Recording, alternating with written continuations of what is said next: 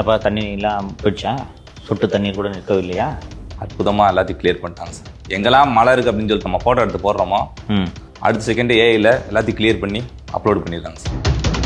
ஏதோ பண்ணுறாங்கல்ல, அது ஏஐயில் பண்ணுறதா? போய் நேரில் போய் பண்ணணும்ல சார். இந்த மழை காலத்தில் எவ்வளோ அவஸ்தைப்படுறாங்க ஜனங்கன்றதை பார்க்குறோம்.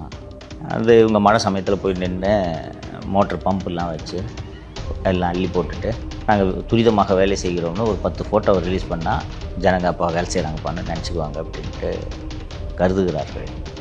மழை தண்ணியில் பைக் ஆஃப் ஆகி தள்ளிக்கிட்டு போகிறவன் அவ்வளோ ஈஸியாக மறந்துடுவான். இப்போ என்னென்னா, இப்போ போன வருஷம் மழையில் மறந்துடுப்பான் ரைட்டாக. அதுக்கப்புறம் இப்போ இந்த மழை முடிஞ்சு பைக்கை தள்ளிட்டு போனவன் ஒரு 3-4 மாதத்தில் தேர்தலை சந்திக்க போகிறான். ஃப்ரெஷ்ஷாக ஞாபகம் இருக்கும். சென்னை மக்கள் மிக கவனமாக இந்த முறை வாக்களிக்க வேண்டும் என்று நான் சென்னை மக்களுக்கு கோரிக்கை வைக்கிறேன். நீங்கள் தான் ஒவ்வொரு முறையும் மழை பெய்யும் போது கடுமையான பாதிப்புகளை சந்திக்கிறீர்கள். உங்கள் பெயரை சொல்லித்தான் மழைநீர் வடிகால் பணிகள் செய்திருக்கிறோம் என்று 4000 கோடியை ஆட்டை போட்டிருக்கிறார்கள்.